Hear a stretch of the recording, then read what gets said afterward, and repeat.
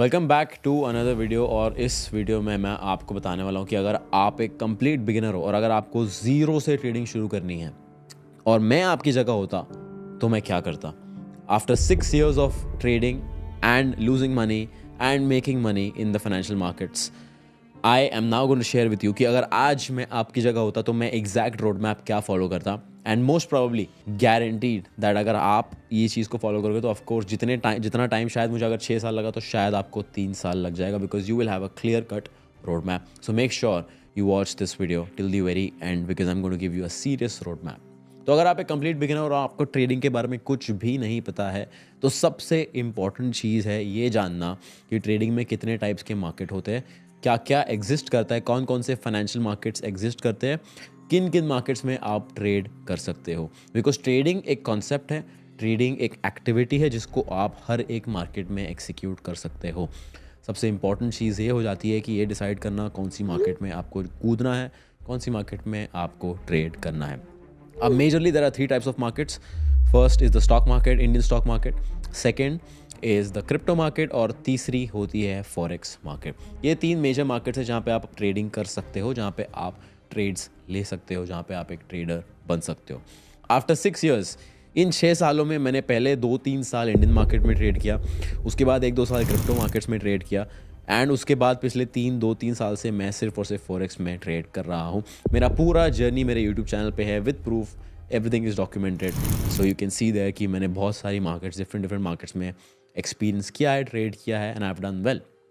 After 6 years I can tell you कि अगर आज मैं ज़ीरो से शुरू कर रहा होता तो मैं सीधा फॉरेक्स मार्केट में जाता। Indian market is positioned in a way to make you lose money. Indian market में टैक्सेस ज़्यादा है, फीस ज़्यादा है, ब्रोकरेज ज़्यादा है, लेवरेज भी नहीं है, बहुत सारी चीज़ें हैं। बेसिकली इंडियन मार्केट में the odds are against you. अगर आज मुझे एक रेस्टोरेंट खोलना है और मेरे पास 2 ऑप्शंस है, एक की रेस्टोरेंट मैं गांव में खोल लूँ, दूसरा की एक रेस्टोरेंट मैं मुंबई में खोल लूँ, मेट्रो सिटी में खोल लूँ। Where should the right choice be? Most probably Mumbai, a city, because Mumbai overall एक इतना बड़ा मार्केट बन जाता है कि the chances of people showing in my restaurant is very very very high. But अगर मैं गांव में रेस्टोरेंट खोलता हूँ जिसका पॉपुलेशन ही सिर्फ 10,000 लोगों का है तो the chances of my restaurant becoming a success is very limited, because अगर 10,000 के 10,000 लोग भी आके मेरे रेस्टोरेंट में खाना खाते हैं तो मेरी ग्रोथ जो है बहुत ज़्यादा लिमिटेड है। जबकि मुंबई जिसका पॉपुलेशन मिलियंस में है वहाँ पे the potential is unlimited, the potential is untapped and वहाँ पे मेरे ग्रोथ के चांसेस बहुत ज़्यादा हाई है। And similarly Indian market is like opening a restaurant in a village and forex market is like opening a restaurant in a metro city. And that is Y अगर आज मैं शुरू कर रहा होता तो मैं सीधा फॉरेक्स मार्केट में जाता। After 6 years, after almost 3-4 years of my journey, मुझे रियलाइज हुआ कि forex market is better than all the other markets and that is why I shifted to forex markets.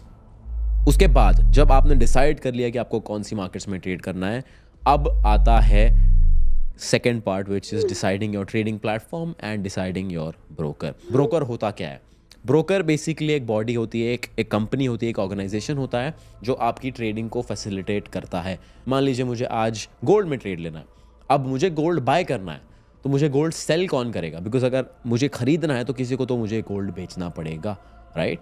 And broker exactly वो role play करता है। Broker मेरे और seller के बीच में रहेगा। सेलर को गोल्ड बेचना है, सेलर जाएगा ब्रोकर के पास, मुझे गोल्ड खरीदना है, मैं जाऊंगा ब्रोकर के पास एंड ब्रोकर ये ट्रांजैक्शन को फैसिलिटेट करेगा जिसके लिए वो एक फीस चार्ज करेगा, both from the buyer and the seller. This is what a broker is. अब ब्रोकर एक बहुत इंपॉर्टेंट रोल प्ले करता है आपकी जर्नी में। क्यों? क्योंकि अगर आपने सही ब्रोकर चूज नहीं किया तो आपका जर्नी लंबा हो सकता है। Let me explain. अगर मान लीजिए आज मैंने 10,000 रुपए से ट्रेडिंग शुरू की, फॉरेक्स मार्केट में 10,000 रुपए से ट्रेडिंग शुरू की। अब मेरा जो ब्रोकरेज चार्जेस है, जो मेरा जो ब्रोकर कमीशन लेता है, अगर वो बहुत ज़्यादा हाई है और मान लो मैंने 10,000 में से 5,000 लॉस कर दिया। अब 5,000 मैंने लॉस तो कर लिया बट 1,000 रुपए मैंने ब्रोकरेज और कमीशन फीस में भी लूज किया। इसका मतलब मेरा लॉस जहां 50% हो सकता था अब वो 60% का लॉस हो गया। मुझे 10% एक्स्ट्रा रिकवर करना पड़ेगा, जिसका मतलब एक्स्ट्रा टाइम डालना पड़ेगा, जिसका मतलब दिन ज़्यादा लगेंगे रिकवर करने में, जिसका मतलब आपका जर्नी और आपका लॉस मेकिंग पीरियड लंबा हो जाएगा। सेकेंड वेरी इंपॉर्टेंट पॉइंट, इसकी बहुत सारे ब्रोकर्स स्कैम्स कर देते हैं, बहुत सारे ब्रोकर्स भाग जाते हैं, बहुत सारे ब्रोकर्स गलत एक्टिविटीज़ करते हैं जिसकी वजह से लोगों का पैसा अटक जाता है। So that is also a very important role you can be the best trader in the world, but अगर आपका ब्रोकर आपके पैसे लेके भाग जाता है, nothing will matter. And that is why broker जो है एक बहुत इंपॉर्टेंट रोल प्ले करता है। So make sure you do your own research, make sure that you learn everything about your broker, whether it is legal, whether it is regulated, whether it is legitimate, or whether it is just some random company that is running and just taking people's money. आज की तारीख में, आज की date में मैं सिर्फ और सिर्फ 20 से 30 लाख रुपए से एक ब्रोकर खोल सकता हूँ, इन लोगों के पैसे रिसीव कर सकता हूँ. That is how easy it is, and that is why there are so many scams going on. So just make sure you are careful on that part. Point number 3, which is your trading platform. अब forex market में चीज़ें थोड़ी सी अलग है. Forex market में मुझे trading platform भी choose करना है, ब्रोकर भी चूज़ करना है. नॉर्मली क्या होता है, बहुत सारे ट्रेडिंग प्लेटफॉर्म्स होते हैं जो ब्रोकर के साथ कनेक्ट होते हैं, राइट. ब्रोकर बैक एंड पे है जो आपके ट्रांजैक्शंस फैसिलिटेट कर रहा है, फ्रंट एंड पे है आपका ट्रेडिंग प्लेटफॉर्म जहाँ पे आप अपने ट्रेड्स एक्सिक्यूट कर रहे हो. सो ट्रेडिंग प्लेटफॉर्म चूज़ करना भी इंपॉर्टेंट है. बहुत सारे ब्रोकर्स हैं जो बहुत सारे ट्रेडिंग प्लेटफॉर्म्स ऑफर करते हैं. One of the best trading platforms are MetaTrader 5, trade locker and CTrader. These 3 trading platforms are very good. I personally use MetaTrader 5 and TradeLocker. These 2 are very favorites of mine and I only use these 2 because इस पे execution simple है, चीज़ों को समझना आसान है. तो सबसे पहले मार्केट डिसाइड कर लिया, ब्रोकर चूज़ कर लिया, ट्रेडिंग प्लेटफॉर्म डिसाइड कर लिया. Now I am ready to trade, but अब मुझे चाहिए एक ट्रेडिंग स्ट्रैटेजी. अब ट्रेडिंग स्ट्रैटेजी के लिए मुझे क्या करना है, ट्रेडिंग स्ट्रैटेजी बनाने के लिए सबसे पहले मुझे ट्रेडिंग सीखनी पड़ेगी. अब ट्रेडिंग सीखूंगा मैं तो मुझे क्या क्या चीज़ों पे फोकस करना चाहिए, क्या क्या चीज़ों पे फोकस नहीं करना चाहिए. अगर आप मुझसे आज पूछोगे after 6 years of experience in this market, what is the number 1 concept that actually matters apart from risk management, the number 1 concept that actually matters is liquidity. अगर आपको पता है कि लिक्विडिटी कहाँ पे है, you will know where the big fishes will take the market. सबसे ज़्यादा इंपॉर्टेंट कॉन्सेप्ट मेरे हिसाब से आज की डेट में इन माई ओपिनियन इज़ लिक्विडिटी. अगर आपने लिक्विडिटी रीड करना सीख लिया, आपने चार्ट रीड करना सीख लिया, nothing else will really matter. But of course there are some key concepts which you need to know. Support and resistance, trend lines, chart patterns, candlestick patterns. I personally think that chart patterns and candlestick patterns are not so important, but support and resistance, trend line आपको जानना ज़रूरी है to understand liquidity. Then liquidity itself, volume, strength and momentum of the candles. ये सारी technical चीज़ें आपको जानना बहुत ज़्यादा ज़रूरी है. बहुत सारे लोग जब अपना ट्रेडिंग जर्नी शुरू करते हैं तो बहुत ज़्यादा ओवर नॉलेज ले लेते हैं, बहुत ज़्यादा नॉलेज ले लेते हैं, बहुत ज़्यादा रीडिंग करके बैठ जाते हैं. मैंने भी ये गलती की थी, बहुत सारी बुक्स मैंने पढ़ी थी, but eventually only these few things will matter. At the end of the day अगर आप 100 चीज़ें भी पढ़ लोगे, एंड में आप सिर्फ 3 से 4 चीज़ यूज़ करोगे to trade successfully. So make sure you don't overwhelm yourself with knowledge. These are the 3-4 concept that I would personally learn अगर मैं फिर से शुरू कर रहा होता with the same knowledge and with the same experience. And उसके बाद इन 3 से 4 चीज़ों को यूज़ करके मैं एक ट्रेडिंग स्ट्रैटेजी बिल्ड करता. ट्रेडिंग स्ट्रैटेजी कैसे बिल्ड करना उसके ऊपर मैंने एक डिटेल में वीडियो ऑलरेडी बनाया हुआ है, यहाँ पे आपको लिंक मिल जाएगा ऊपर. But to summarise it for you, trading strategy में 4 से 5 इंपॉर्टेंट चीज़ें होती हैं. Time window, trading setup, clarified trading setup, कौन सा इंस्ट्रूमेंट पे मैं ट्रेड करने वाला हूँ. इंस्ट्रूमेंट, अब मैंने मार्केट तो डिफाइन कर ली है, मार्केट के अंदर कौन सा इंस्ट्रूमेंट में ट्रेड करने वाला हूँ वो भी डिफाइन करना बहुत ज़रूरी है. मान लो मैं फॉरेक्स मार्केट में ट्रेड कर रहा हूँ, फॉरेक्स मार्केट में मैं गोल्ड ट्रेड कर रहा हूँ, स्पेसिफाइड इंस्ट्रूमेंट गोल्ड में ट्रेड करने वाला हूँ. उसके बाद मेरा रिस्क मैनेजमेंट डिफाइंड रहेगा कि मैं कितना रिस्क लेने वाला हूँ, कितना मैं रिवॉर्ड लेने वाला हूँ, ये सारी चीज़ डिफाइंड होगी. अगर मेरा स्ट्रैटेजी वाला वीडियो डिटेल में देखोगे तो of course you will understand this much better in a much more clarified way. Now I have a strategy, I have a broker, I have a trading platform, I have decent knowledge about how to read charts.